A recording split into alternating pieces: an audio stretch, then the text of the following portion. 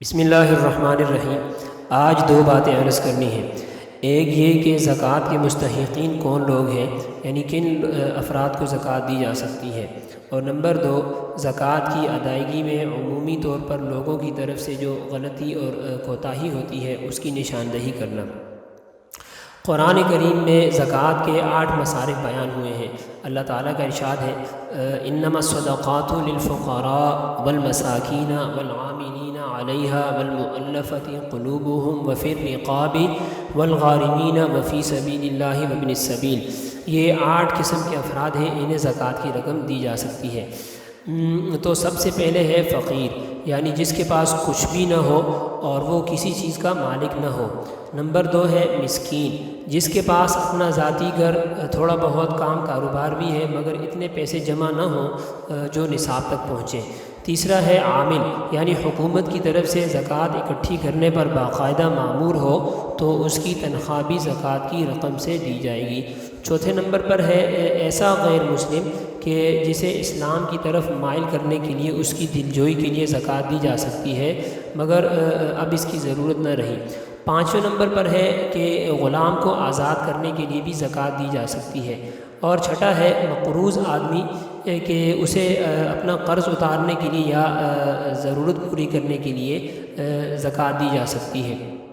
اسی طرح ہے اللہ کے راستے میں، تو اس سے مراد تبلیغ دین، جہاد اور اعلاء کلمت اللہ کی ہر وہ کوشش مراد ہے کہ جس سے دین کا فائدہ ہو۔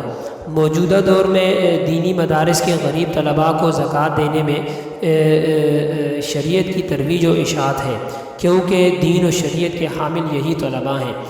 جنت میں داخل ہونا اور دوزخ سے بچنا دراصل شریعت پر عمل کرنے ہی سے وابستہ ہے، تو لہٰذا ایسے لوگوں کے ساتھ تعاون کرنا زکوٰۃ کی ادائیگی کے ساتھ ساتھ صدقہ جاریہ اور اسی طرح دین کی بقا اور اس کی ترویج اور تبلیغ بھی ہے۔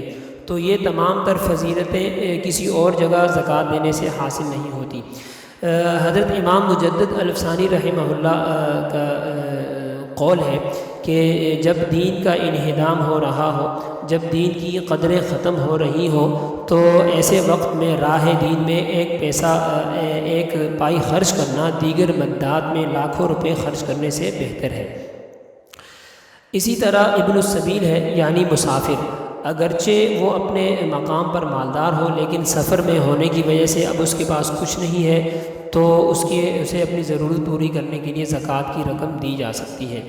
تو اپنے مال کا 40واں حصہ زکوٰۃ میں دیا جائے گا، یعنی 100 میں سے 2.5 روپے اور 1 لاکھ میں سے 2500 روپے۔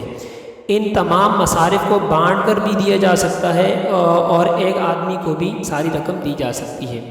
تو یہ خیال رہے کہ زکوٰۃ صرف مسلمان کو دی جا سکتی ہے، غیر مسلم کو نہیں۔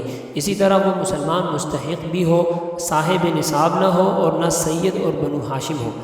سب سے افضل اپنے خاندان میں دیکھا جائے کہ کوئی غریب رشتہ دار ہے تو اسے زکوٰۃ دی جائے۔ تو اس طرح کرنے میں 2 فائدے ہیں کہ اور 2 نیکیاں ہیں۔ ایک صدقے کا ثواب ملے گا، دوسرا صلہ رحمی کرنے کا، یعنی رشتہ داری کا حق ادا ہو جائے گا۔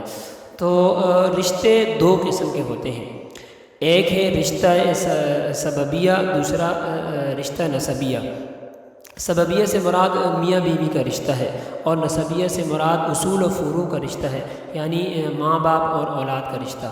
تو میاں بیوی ایک دوسرے کو زکوٰۃ نہیں دے سکتے۔ اسی طرح اپنے والدین یعنی ماں باپ، دادا دادی، نانا نانی اور اسی طرح اولاد یعنی بیٹا بیٹی، پوتا پوتی، نواسا نواسی کو زکوٰۃ نہیں دی جا سکتی۔ اس کے علاوہ ایک اور بات یاد رکھیں کہ گھر میں کام کاج کرنے والے ملازمین اور خادموں کو ان کی خدمت کے عوض میں زکوٰۃ کی رقم سے تنخواہ دینا جائز نہیں ہے، کیونکہ تنخواہ خدمت کے عوض دی جاتی ہے جبکہ عوض اور بدلے میں زکوٰۃ دینا جائز نہیں ہے۔